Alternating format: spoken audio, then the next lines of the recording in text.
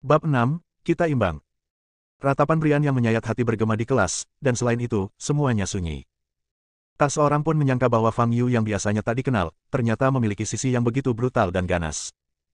Tulang tangan Brian hancur oleh kaki Fang Yu. Setelah melihat pemandangan ini, para pengikut lain yang awalnya berencana untuk melancarkan serangan diam-diam terhadap Fang Yu merasakan hawa dingin di hati mereka dan tidak berani bergerak.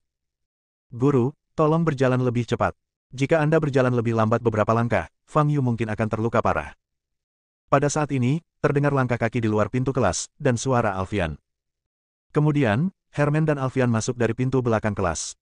Begitu mereka masuk, mereka melihat adegan tragis Fang Yu menginjak tangan Brian dan Brian mengejang kesakitan. Ini benar-benar kebalikan dari apa yang diharapkan Alfian. Untuk sesaat, Alfian tercengang dan berdiri di sana dengan linglung. Herman bereaksi, wajahnya menjadi pucat, dan dia berkata dengan marah, "Apa yang terjadi? Apa yang terjadi? Apakah kamu mencoba untuk membalikkan dunia?" Melihat Fang Yu tidak bereaksi, Herman segera berjalan ke arah Fang Yu, menunjuknya dan berkata, "Fang Yu, beraninya kau memukul teman sekelasmu. Jauhkan kakimu." Fang Yu melirik Herman dan berkata, "Mereka yang pertama memulai. Mereka juga melempar meja dan buku-bukuku ke belakang mereka. Memangnya kenapa kalau mereka yang memulainya? Salah kalau kamu memukul dan menyakiti orang. Cepat singkirkan."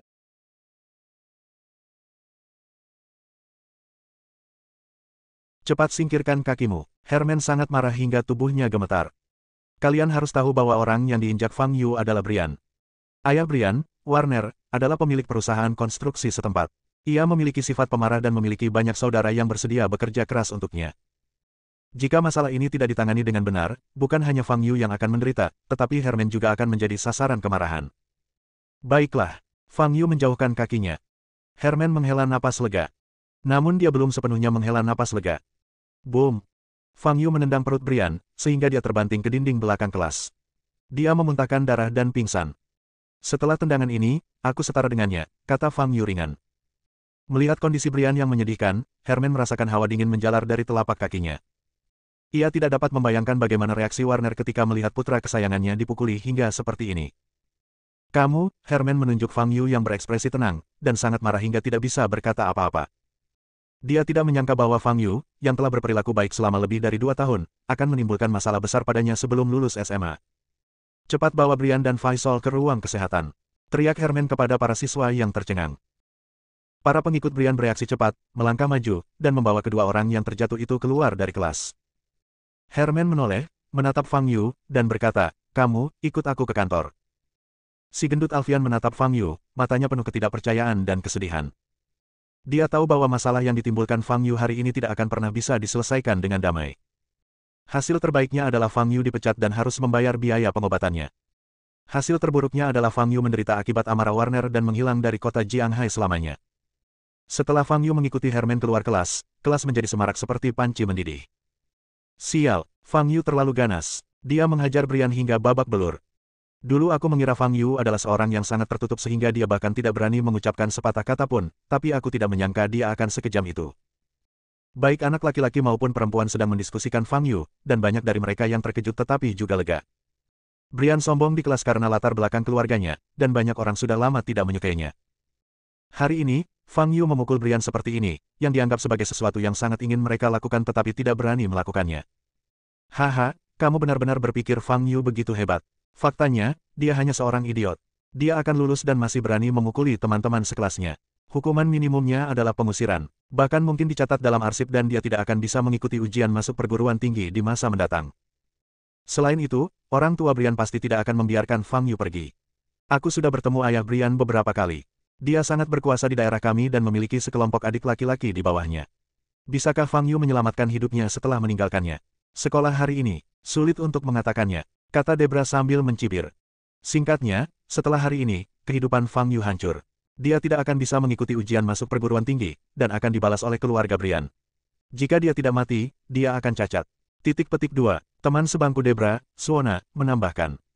Setelah mereka mengatakan hal itu, para siswa di kelas itu pun merasakan bahwa itu benar. Akan tetapi, Fang Yu tidak berteman dengan mereka sejak awal. Jadi, meskipun dia dikeluarkan, dipukuli sampai mati, atau cacat, apa hubungannya dengan mereka? Mereka baru merasa lega saat melihat Brian dipukuli. Di kantor, wajah Herman menjadi pucat, dan tangannya yang memegang cangkir air sedikit gemetar. "Fang Yu, aku tidak bisa menangani masalah ini untukmu. Aku akan melaporkannya langsung ke Departemen Pengajaran dan biarkan mereka yang menanganinya. Kamu hanya mendoakan yang terbaik untukmu. Herman berkata dengan suara yang dalam. Fang Yu tidak peduli sama sekali. Dia datang ke sekolah hanya untuk bersenang-senang dan bisa pergi kapan saja. Hukuman tidak ada artinya baginya.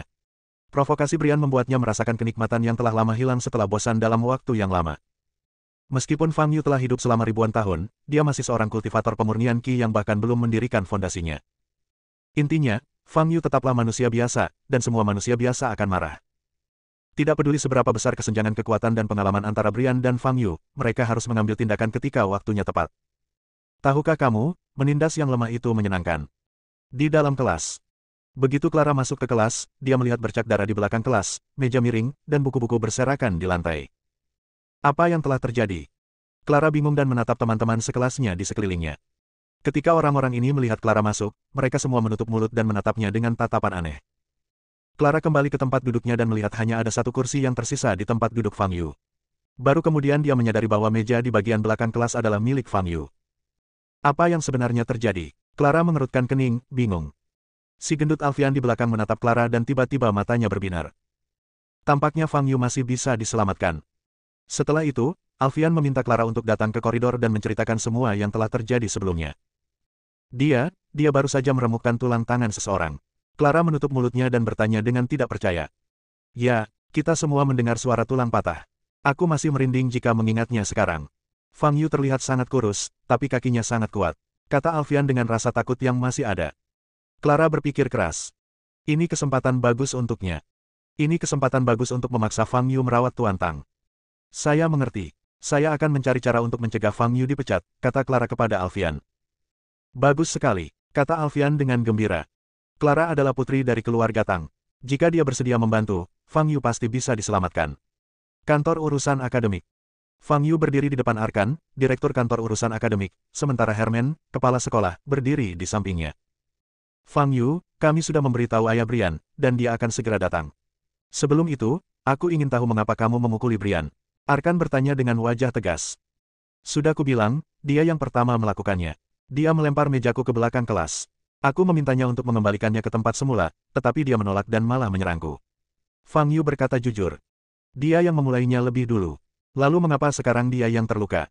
Dan kau tidak terluka? Arkan mengerutkan kening. Sederhana saja, karena aku petarung yang lebih hebat darinya, jawab Fang Yu. Arkan membanting meja dan berdiri, dengan marah berkata, omong kosong. Kamu memukul seseorang dan bertindak seolah-olah itu wajar. Apakah kamu terlihat seperti seorang pelajar? Apakah kamu terlihat seperti seorang remaja? Aku akan memanggil anggota keluargamu untuk melihat bagaimana mereka mengajarimu. Jadilah manusia. Saya tidak punya keluarga, tidak perlu menelepon, kata Fang Yu. Tidak ada anggota keluarga. Arkan menatap Herman. Herman ragu-ragu sejenak dan berkata, Direktur Arkan, Fang Yu. Tidak memiliki anggota keluarga. Berkasnya menyatakan bahwa dia adalah seorang yatim piatu yang dibesarkan oleh seorang lelaki tua, dan lelaki tua itu meninggal saat dia masih kecil. Sekolah menengah pertama. Jadi kamu yatim piatu. Anak yatim piatu tidak seharusnya melakukan ini. Apakah kamu layak untuk orang tua yang membesarkanmu? Jika dia tahu apa yang kamu lakukan. Arkan masih memarahi dengan marah. Tentu saja, semua isi dalam berkas Fang Yu salah, dan lelaki tua itu tidak ada sama sekali. Terlebih lagi, Fang Yu tidak ingin mendengarkan ceramah seseorang yang ribuan tahun lebih muda darinya, jadi dia menyela dan berkata, Direktur Arkan, umumkan saja keputusan disiplin terhadap saya secara langsung. Saya tidak punya waktu untuk dengarkan omong kosongmu.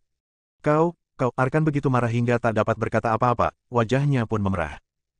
Bab 7, aku ingin dia menghilang.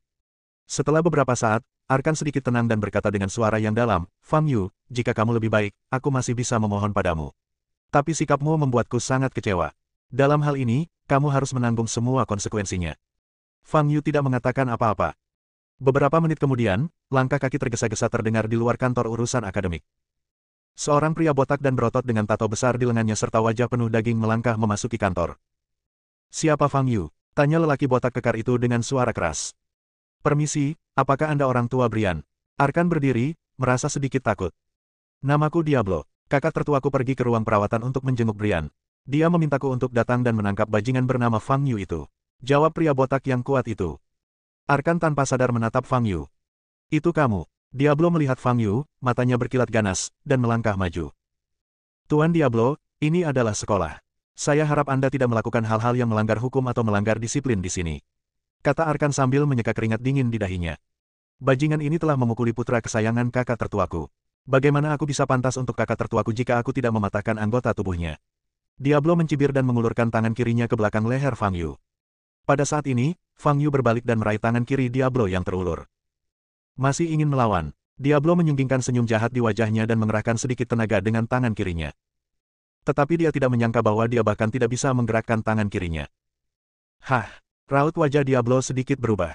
Ia menggertakkan giginya dan berusaha sekuat tenaga. Otot-otot di lengannya yang besar menegang dan urat-uratnya menonjol, tetapi ia tetap tidak bisa bergerak sama sekali.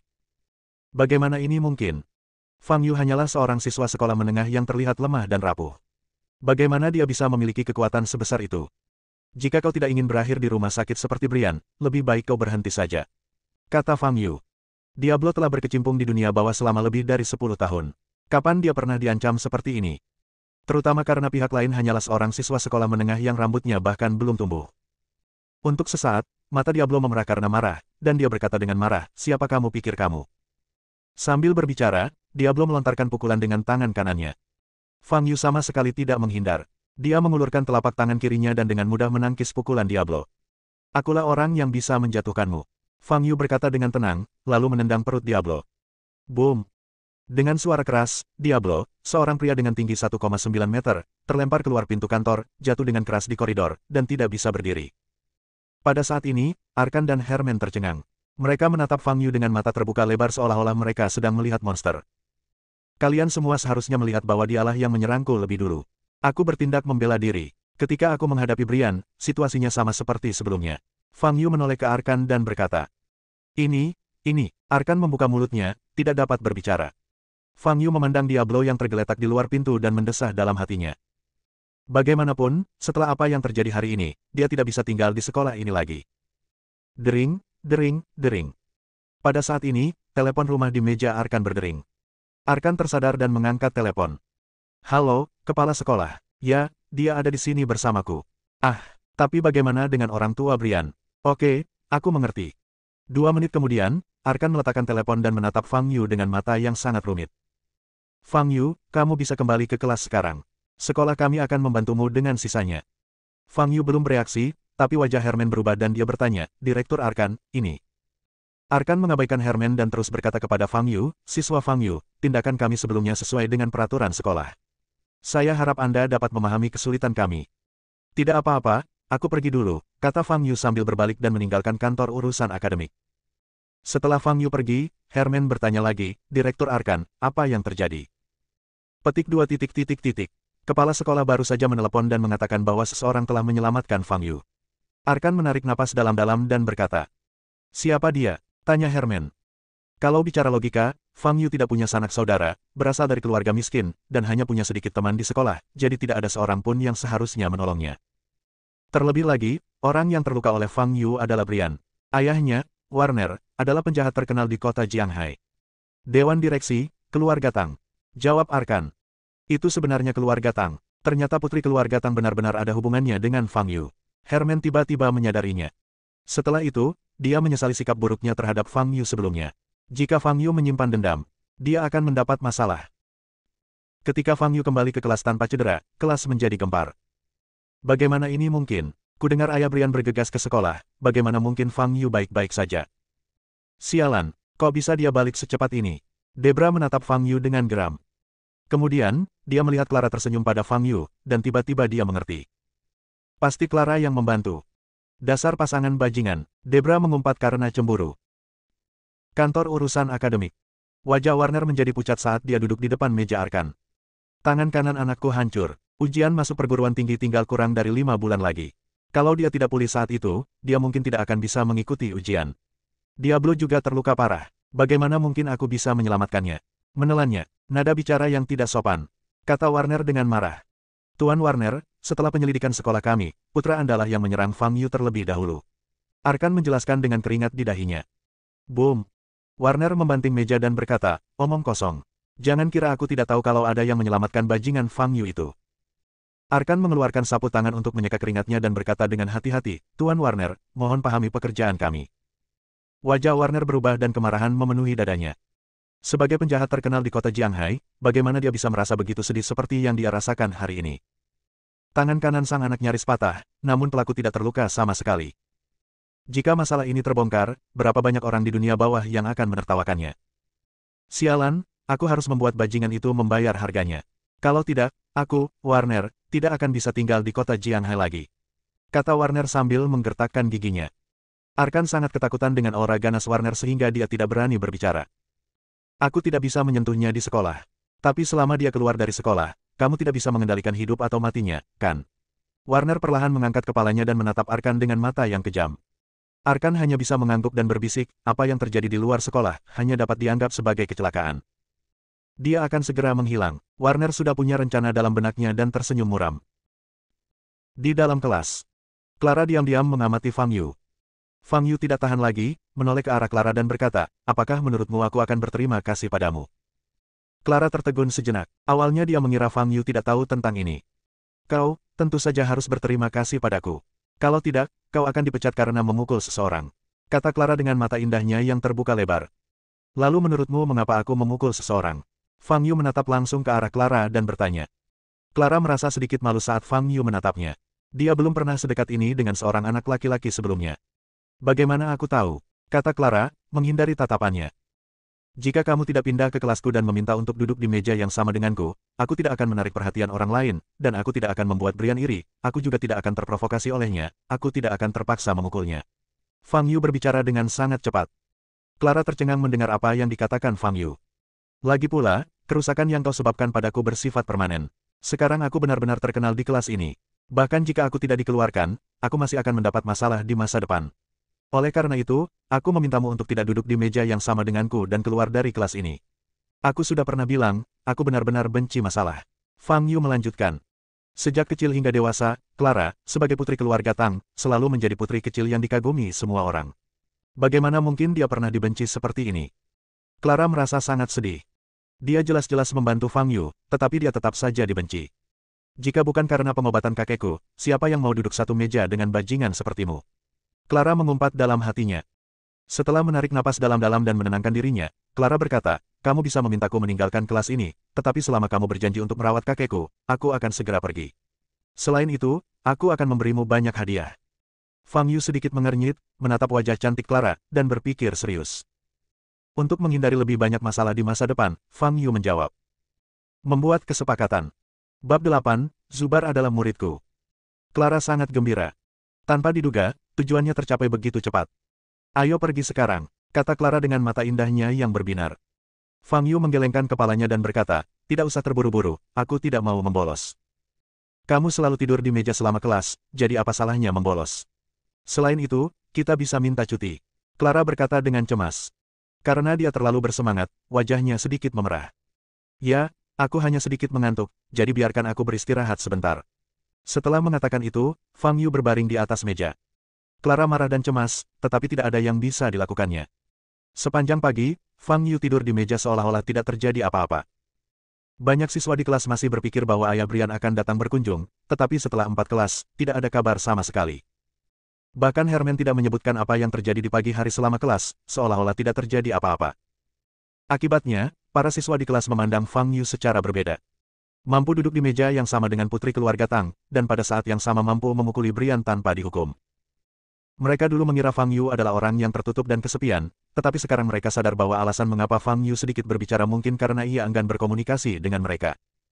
Sepulang sekolah pada sore hari, Clara takut Fang Yu akan menyelinap pergi, jadi dia mengulurkan tangan dan meraih lengan Fang Yu. Jangan lupa apa yang kau janjikan padaku pagi ini, kata Clara.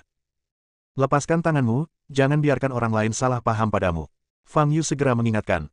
Wajah Clara memerah, dia menggigit bibir merahnya dan melepaskan tangannya. Bajingan ini, hanya dengan memegang lengannya, rasanya seperti aku dimanfaatkan. Pengecut sekali. Clara mengutuk Fang Yu 1000 kali dalam hatinya. Keduanya meninggalkan kelas satu demi satu, dan kemudian berjalan keluar gerbang sekolah sambil menjaga jarak yang relatif aman. Begitu dia keluar dari gerbang sekolah, Fang Yu merasakan tatapan bermusuhan.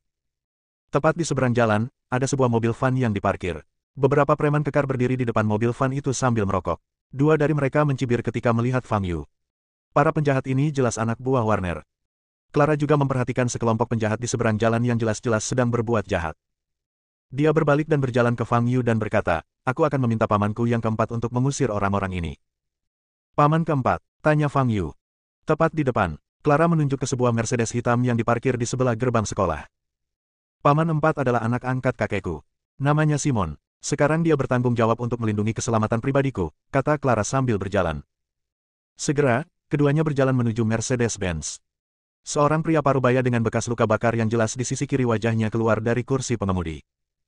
Hanya dengan satu tatapan, Fang Yu tahu bahwa orang ini juga seorang kultivator, dan tingkatannya berada di tingkat ke-8 tahap pemurnian Qi. Dalam istilah sekarang, dia adalah seorang pejuang sejati. Simon juga melihat Fang Yu. Paman 4, di sana. Clara melangkah maju dan mengucapkan beberapa patah kata kepada Simon. Simon mengangguk, lalu berjalan lurus menuju mobil van dan berdiri di depan para penjahat itu. Para penjahat itu awalnya sombong, menunjuk Fang Yu dan melambaikan batang besi di tangan mereka, seolah-olah mereka ingin memukul Simon juga. Namun, setelah Simon mengucapkan beberapa patah kata, wajah para penjahat itu langsung pucat. Mereka membungkuk kepada Simon dan meminta maaf, lalu bergegas masuk ke dalam mobil van dan pergi. Paman keempatmu seharusnya cukup pandai bertarung, kan? Fang Yu bertanya pada Clara yang duduk di sampingnya di dalam mobil. Tentu saja, paman keempatku adalah prajurit tingkat 8 bawaan yang disertifikasi oleh Asosiasi Prajurit. Clara berkata dengan sedikit bangga. Oh, prajurit bawaan ini terbagi menjadi beberapa tingkatan. Fang Yu sedikit terkejut. Ya, ada 12 level prajurit bawaan. Level 8 ke atas adalah yang terbaik. Level 12 ke atas adalah master seni bela diri yang sangat kuat. Ketika aku masih kecil, aku pernah berjabat tangan dengan master kuno yang merupakan terkenal di Jiangnan. Mata indah Clara berbinar, dan dia tampak sangat senang dengan dirinya sendiri. Dengan kata lain, prajurit bawaan setara dengan tahap pemurnian Qi, dan satu tahap setara dengan satu tingkat. Master seni bela diri harus berada dalam tahap membangun fondasi setelah tahap pemurnian Qi. Kalau begitu, bukankah aku sekarang akan menjadi seorang pejuang dengan tingkat bawaan 9832? Kedengarannya sangat mengagumkan. Fang Yu berpikir dalam hati. Simon kembali, duduk di kursi pengemudi dan menyalakan mobil. Nona, ini. Simon memandang Fang Yu melalui kaca spion dan bertanya. Ini adalah murid dewa pengobatan yang kita temui terakhir kali di barat laut. Namanya Fang Yu, dan dia sekarang teman sekelasku. Clara memperkenalkan. Tidak akan secepat itu, Fang Yu menambahkan. Oh, kamu murid dewa pengobatan Zubar. Simon mengangkat alisnya sedikit terkejut. Menurutnya, Fang Yu terlihat biasa saja, baik dari segi temperamen maupun hal lainnya.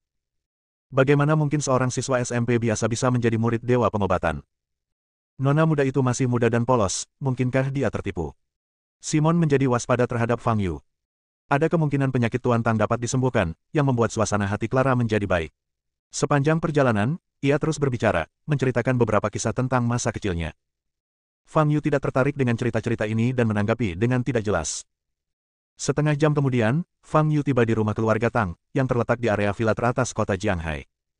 Villa keluarga Tang lebih dari 20 kali lebih besar dari tempat tinggal Fang Yu dalam hal luas lantai saja.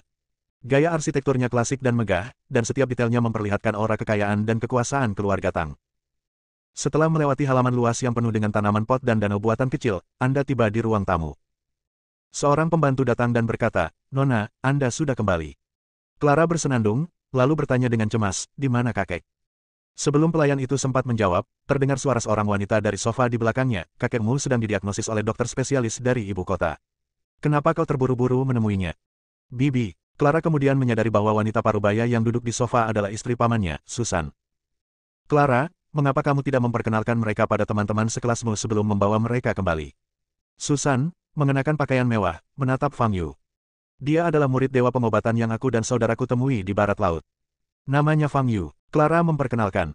Oh, kamu Fang Yu. Susan menyipitkan matanya sedikit dan menatap Fang Yu dengan serius. Fang Yu mengangguk dan tidak berkata apa-apa. Apakah kamu yakin kamu adalah murid dewa pengobatan? Kamu tidak dapat menanggung konsekuensi menipu keluarga Tang kita. Sekarang aku memberimu kesempatan. Selama kamu mengakui bahwa kamu berbohong, aku bisa melupakannya. Susan berkata dengan seringai di wajahnya. Dia tidak percaya bahwa seorang pemuda biasa seusia Clara akan menjadi murid dewa pengobatan. Terlebih lagi, dia kebetulan belajar di sekolah yang sama dengan Clara. Jelaslah bahwa Fang Yu memiliki motif tersembunyi dalam keinginannya untuk dekat dengan keluarga Tang, atau lebih tepatnya, ingin dekat dengan Clara. Hal-hal seperti itu bukanlah hal baru bagi keluarga kaya seperti keluarga Tang. Mendengar Susan mengatakan ini, wajah Clara berubah, dan dia berkata dengan cemas, Bibi, aku mengundang Fang Yu kembali untuk merawat kakek. Obat, dia, haha, Clara, kamu masih terlalu naif. Aku jamin anak ini tidak diketahui asal-usulnya dan bukan murid dewa pengobatan. Dia hanya punya motif tersembunyi dan ingin dekat denganmu dan mendapatkan sesuatu dari keluarga Tang kita. Itu hanya keuntungan, Susan berkata sambil tersenyum meremehkan. Sepertinya aku sudah mengatakan sejak awal bahwa aku bukan murid Dewa Pengobatan. Fang Yu melirik Clara dan berkata. Jadi kamu akhirnya mengakuinya, Susan berkata dengan nada menghina di wajahnya. Sebenarnya, kalau bicara secara tegas, Zubar adalah muridku. Fang Yu berkata sambil tersenyum tipis. Setelah mendengar ini, semua orang yang hadir memiliki ekspresi aneh, termasuk pelayan di sampingnya dan Simon yang mengikuti di belakangnya. Apakah orang ini menjadi gila setelah terekspos? Apakah Dewa Pengobatan adalah muridnya? Namun, berbicara tentang hal-hal lain, berapa usia Dewa Pengobatan? Berapa usianya? Jauh sebelum ia lahir, Dewa Pengobatan sudah terkenal di Tiongkok, bukan? Omong kosong, Clara. Terakhir kali kamu dan Zaki kembali dan memberitahuku bahwa kamu telah melihat murid Dewa Pengobatan, aku masih berharap dan berpikir bahwa lelaki tua itu masih bisa diselamatkan. Tapi aku tidak menyangka bahwa kamu akan menemukan orang gila seperti itu. Seorang pria parubaya berjas dan berkacamata keluar dari ruang belakang. Ayah, panggil Clara lembut. Jaden tampak muram saat dia menatap Fang Yu dan berkata, katakan padaku, siapa yang mengirimmu untuk mendekati keluarga Tang kami? Katakan yang sebenarnya dan kami bisa membiarkanmu pergi. Kalau tidak, jangan berpikir kamu bisa lolos dengan mudah. Air mata mengalir di mata indah Clara. Dia membawa Fang Yu kembali hanya untuk mengobati penyakit Patu Atang dan tidak pernah menyangka semuanya akan menjadi seperti ini. Bab 9, aku ingin dia menjauh dariku. Melihat Fang Yu tidak mengatakan apa-apa, Jaden melirik Simon yang berdiri di belakang Fang Yu. Simon segera melangkah maju. Paman 4, jangan. Wajah Clara berubah drastis saat melihat Simon ingin menyerang Fang Yu. Simon adalah prajurit bawaan tingkat 8. Jika dia menyerang, Fang Yu pasti akan terluka parah. Nak, aku akan memberimu satu kesempatan terakhir. Katakan yang sebenarnya, siapa yang mengirimmu ke sini dan apa tujuanmu? Tanya Jaden sambil mengerutkan kening. Sebagai keluarga kaya raya, keluarga Tang memiliki terlalu banyak musuh, baik secara terbuka maupun diam-diam. Demi Jaden, dia akan menangkap musuh manapun yang bisa ditemukannya, dan lebih baik membunuh orang yang salah daripada membiarkan mereka pergi. Aku mengatakan yang sebenarnya, tetapi kamu tidak mempercayaiku. Apa yang bisa kulakukan? Fang Yu merentangkan tangannya. Ekspresi Fang Yu yang tak kenal takut benar-benar membuat Jaden marah. Sepertinya kamu tidak akan menangis sampai melihat peti mati itu. Suara Jaden berubah sangat dingin. Simon mengulurkan tangannya dan meraih Fang Yu. Berhenti, Pada saat kritis itu, terdengar suara tua dari atas, disertai batuk. Kakek, Clara berteriak kegirangan saat melihat Pak Tua Tang muncul di tangga lantai 2 dengan kursi roda yang didorong oleh seorang pelayan. Saya bersedia membiarkan saudara Fang Yu mentraktir saya. Tuan Tua Tang menatap Jaden dan berkata. Wajah Jaden berubah, dan dia berkata dengan cemas, Ayah, bagaimana bisa ayah mengobati penyakit dengan cara yang kacau seperti ini? Belum lagi apakah anak ini punya motif tersembunyi, di usianya seperti ini, dia tidak mungkin menjadi dokter. Tuan Tang benar. Tuan Tang, meskipun Anda sudah dalam stadium lanjut kanker paru-paru, Anda tidak boleh begitu saja mempercayai beberapa orang yang meragukan. Anda sudah kehilangan harapan untuk bertahan hidup. Selama Anda mengikuti kemoterapi yang saya berikan, saya akan melakukan yang terbaik untuk menyembuhkan Anda. Diresepkan untuk Anda, rencanakan, rilekskan tubuh dan pikiran Anda, dan rentang hidup Anda dapat diperpanjang. Berdiri di samping Tuan Tang adalah Raffles, seorang ahli kanker paru-paru yang diundang oleh Jaden dari Beijing. Ayah, dokter, Raffles adalah seorang profesional, kamu harus mendengarkan apa yang dia katakan, kan? Kata Jaden. Elder Tang menggelengkan kepalanya dan berkata, betapapun profesionalnya dia hanya bisa membuatku tetap hidup selama kurang dari 3 bulan. Aku telah melihat kemampuan Brother Fang Yu dengan mata kepalaku sendiri, dan aku bersedia mempercayainya. Jangan khawatir, Brother Fang Yu, aku tidak akan mengecewakanmu. Jangan hentikan aku. Jaden ingin mengatakan sesuatu, tetapi ketika dia melihat sorot mata penuh tekad di mata Pak Tua Tang, dia menelan kata-katanya. Kondisi kesehatan Tuan Tang sudah sangat buruk, dan kita tidak boleh membuatnya marah lagi. Ayah, aku setuju untuk membiarkan Fang Yu memeriksamu, tetapi kami dan dokter Raffles harus hadir, kata Jaden. Inilah kesimpulan akhir dia. Saudara Fang Yu, apakah kamu setuju dengan ini? Tuan Tua Tang memandang Fang Yu dan bertanya. Tidak masalah, kemarilah secepat yang kau bisa. Fang Yu menggeliat dan berkata sambil menguap. Sikap malasnya membuat Jaden dan yang lainnya sangat tidak senang. Bahkan Clara mulai memiliki keraguan di hatinya. Tampaknya tidak bisa diandalkan. Beberapa menit kemudian, Fang Yu tiba di lantai 2, ruang kerja Tuan Tang. Fang Yu mengambil bangku dan duduk di depan Tuan Tang. Jaden dan yang lainnya berdiri di samping, kurang dari 5 meter jauhnya. Selain Simon, Jaden juga memanggil 2 pengawal untuk datang jika Fang Yu tiba-tiba menyerang. Fang Yu mencengkeram pergelangan tangan kanan Tuan Tang dan merasakan denyut nadinya. Melihat adegan ini, Raffles di samping menunjukkan penghinaan. Tuan Tang menderita kanker paru-paru. Apa gunanya memeriksa denyut nadinya? Sayangnya, Raffles hanya melihat permukaannya saja. Padahal, Pada saat proses pemeriksaan denyut nadi Tuan Tang, Fang Yu sudah menyuntikkan ki sejatinya ke dalam denyut nadi Tuan Tang dan membiarkan ki sejati tersebut beredar dalam tubuh Tuan Tang selama satu lingkaran, sehingga dapat diketahui kondisi fisik Tuan Tang. Secara teori, hanya mereka yang telah mencapai tahap pembangunan fondasi atau lebih tinggi yang dapat melepaskan ki sejati mereka. Namun Fang Yu mampu melepaskan ki sejatinya sedini mungkin pada tahap pemurnian ki tingkat ke-100. Semenit kemudian, Fang Yu menarik tangannya. Itu bukan situasi yang baik. Mendengar ini, Raffles di samping bahkan lebih meremehkan. Dia selalu meremehkan pengobatan tradisional Tiongkok, menganggapnya sebagai pseudosains dan sekelompok pendeta Tao tua yang suka berbuat curang. Dan semua yang dilakukan Fang Yu sekarang hanya menegaskan sudut pandangnya. Dia memeriksa denyut nadi saya, lalu berkata dengan wajah serius bahwa situasinya tidak baik. Siapapun bisa saja melakukan itu. Baiklah, izinkan aku mengatakan beberapa patah kata. Nak, apa yang kau temukan? Apa yang salah dengan situasinya? Bisakah kau memberitahuku secara rinci? Sehingga aku bisa belajar beberapa pengobatan Tiongkok darimu. Raffles berbicara dengan nada-nada suaranya tajam, matanya penuh penghinaan. Clara menatap Fang Yu dengan gugup, takut Fang Yu tidak akan bisa menjelaskan alasannya. Sel kanker telah menyebar ke seluruh tubuh, terutama di dekat tulang belakang. Alasan mengapa Tuan Tang tidak bisa berjalan adalah karena tulang belakangnya telah terkikis oleh sel kanker. Selain itu, Tuan Tang juga harus memiliki tekanan darah tinggi dan infak cerebral ringan. Fang Yu menceritakan semua masalah Tuan Tang seolah-olah dia telah membaca laporan medisnya. Wajah Raffles awalnya penuh dengan sarkasme, tetapi saat dia mendengarkan, ekspresinya perlahan berubah, dan dia menjadi terkejut. Pada akhirnya, dia membuka matanya lebar-lebar, penuh dengan ketidakpercayaan. Semua yang dijelaskan Fang Yu tentang gejala itu benar, termasuk beberapa gejala yang baru muncul dalam 2 hari terakhir. Clara tidak begitu mengerti dan menatap Jaden, hanya untuk melihat bahwa Jaden juga berdiri di sana dengan linglung. Bagaimana ini bisa terjadi? Apakah ada yang membocorkan laporan pemeriksaan medis Tuan? Susan berkata dengan keras. Jaden tersadar dan menatap Fang Yu. Selain kaget, ada lebih banyak kegembiraan di matanya. Situasi yang digambarkan Susan tidak mungkin terjadi. Laporan pemeriksaan lengkap Tuan Tang disimpan di brankas oleh Jaden sendiri. Tidak seorang pun boleh menyentuhnya kecuali dokter yang bertugas. Selain itu, Fang Yu menyebutkan beberapa gejala yang baru saja dialami oleh Tuan Tang. Pemuda ini benar-benar cakap. Tidak mungkin menyembuhkan penyakitmu. Pada saat ini, Fang Yu berbicara lagi. Harapan yang baru saja menyala di mata Jaden padam dalam sekejap. Mata Clara merah. Sudah kubilang orang ini tidak kompeten. Dia bisa melihat penyakit tapi tidak bisa menyembuhkannya. Apa gunanya kau? Kata Susan sinis. Lalu, berapa lama aku bisa hidup? Tuan Tang bertanya dengan susah payah. Saya akan memberikan akupuntur terlebih dahulu, lalu saya akan memberikan resep. Jika Anda dapat membeli semua herbal yang ada dalam resep dan meminumnya sekali sehari, Anda mungkin dapat hidup sekitar 10 tahun lagi, kata Fang Yu. 10 tahun. Tuan Tang tertegun sejenak, lalu dia sangat gembira. Banyak dokter yang mendiagnosis dia hanya punya waktu kurang dari 3 bulan untuk hidup, tetapi sebenarnya dia punya waktu 10 tahun lagi untuk hidup. Fang Yu, kamu serius? Kamu tidak bercanda, kan? Tanya Clara dengan air mata di matanya yang indah. Syaratnya adalah Anda dapat membeli semua herbal yang ada dalam resep. Beberapa herbal di dalamnya seharusnya sudah sangat langka sekarang, kata Fang Yu. Ini jelas bukan masalah. Tidak peduli seberapa langkanya, kami akan membelinya. Tuan Fang Yu, tolong berikan akupuntur pada ayahku sesegera mungkin, kata Jaden dengan penuh semangat. 1 jam kemudian, Fang Yu keluar dari ruang kerja Tuan Tang. Selama proses akupuntur, Tuan Tang memuntahkan darah, yang membuat Jaden dan yang lainnya ketakutan. Namun, seteguk darah ini penuh dengan racun yang terkumpul di dalam tubuh. Setelah memuntahkannya, Tuan Tang merasa jauh lebih rileks dan wajahnya kembali merona.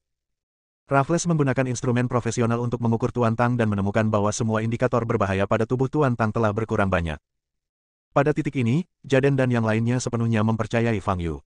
Anda tahu, Tuan Tang telah minum banyak sekali obat, tetapi tidak ada satupun yang seefektif akupuntur Fang Yu kali ini. Raffles menemukan alasan dan meninggalkan keluarga Tang dalam rasa malu. Meskipun Susan masih memandang rendah Fang Yu di dalam hatinya, dia tidak berani mengatakan apapun secara lebih terbuka. Setelah menuliskan resepnya, Fang Yu hendak pergi. Dr. Fang, mohon jangan masukkan ke dalam hati kesalahpahaman dan kekasaran saya sebelumnya, kata Jaden dengan tulus. Fang Yu melambaikan tangannya untuk menunjukkan bahwa dia tidak peduli. Jaden mengeluarkan cek lainnya dan menyerahkannya kepada Fang Yu. Dr. Fang, ini cek yang belum diisi jumlahnya. Anda dapat mengisinya sebanyak yang Anda mau. Ini hadiah karena telah merawat ayah saya. Sebenarnya, uang tidaklah penting. Aku hanya berharap Clara tidak melupakan apa yang telah dijanjikannya kepadaku. Fang Yu menatap Clara dan berkata, haha, kalian berdua punya kesepakatan pribadi. Ini hal yang bagus. Kalian yang seumuran seharusnya lebih banyak berkomunikasi satu sama lain, kata Jaden sambil tersenyum. Dia tahu bahwa Fang Yu adalah seorang jenius medis yang jarang terlihat dalam satu abad, dan pasti akan bermanfaat bagi Clara untuk lebih dekat dengan Fang Yu. Ini bukan kesepakatan. Aku hanya ingin dia menjauh dariku, kata Fang Yu. Bab 10, jangan ganggu aku lagi. Setelah Fang Yu pergi, Jaden menatap Clara dengan tatapan aneh di matanya. Putrinya sangat cantik dan memiliki banyak pelamar. Tetapi ketika menyangkut Fang Yu, mengapa dia tampak menghindarinya? Sayangnya, mungkin karena kamu, Clara, terlalu manja dan tidak terkendali, sehingga membuat Dr. Fang kesal. Jaden menghela napas dan berkata, "Tidak, Fang Yu tidak suka membuat masalah, jadi," kata Clara dengan marah. Sambil melihat keluar pintu, Jaden menghela napas, "Sudah lama sekali aku tidak melihat pemuda yang begitu hebat. Dia tidak sombong atau tidak sabaran, tenang dan kalem, tetapi dia memiliki keterampilan yang luar biasa. Yang terpenting adalah dia tidak peduli dengan ketenaran dan kekayaan. Ketika saya memberinya cek tadi, dia begitu tenang dan kalem, jauh melampaui usianya. Keluarga macam apa yang bisa membesarkan anak seperti ini? Kalau aku diberi kesempatan, aku ingin sekali bertemu dengan orang tuanya." Setelah Jaden selesai berbicara, dia berbalik, menatap Clara, dan menggelengkan kepalanya, "Baik kamu atau Zaki, kamu jauh di belakang Dokter Ilahi Fang ini. Kamu dan saudara perempuanmu masih harus terus bekerja keras." Clara belum pernah melihat ayahnya memuji seorang pemuda sebanyak itu. Apakah Fang Yu ini benar-benar luar biasa? Mendengus. Clara sedikit tidak yakin. "Aku rasa Fang Yu tidak membencimu. Kau harus lebih banyak berkomunikasi dengannya dan mencoba berteman dengannya. Orang ini jelas bukan orang biasa." Jaden memperingatkan lagi. Fang Yu kembali ke kebun sayur dan ingin memetik beberapa sayuran untuk dibawa pulang. Ketika dia berada sekitar 1 meter dari kebun sayur, dia menemukan serangkaian jejak sepatu di tanah. Meskipun jejak kaki itu tampak sangat dangkal di jalan pegunungan yang kering, Fang Yu masih bisa melihat setidaknya 6 jejak sepatu yang berbeda. Artinya, sekitar 1 jam yang lalu, 6 orang berjalan menuju kebun sayur. Ini tidak biasa. Biasanya, tidak ada seorang pun yang akan menginjakkan kaki di bukit ini. Sial, apakah mereka ke sini untuk mencuri sayuran? Memikirkan hal ini, Fang Yu mempercepat langkahnya. Tepat saat dia mencapai tepi kebun sayur, beberapa bayangan gelap melintas dari samping dan dalam sekejap setengah mengelilingi Fang Yu. Moncong 6 pistol diarahkan ke Fang Yu. Salah seorang pria berpakaian hitam melangkah maju, dengan senyum di wajahnya, dan berkata, "Teman, kami hanya ingin menanyakan beberapa pertanyaan, dan saya harap Anda dapat menjawabnya dengan jujur."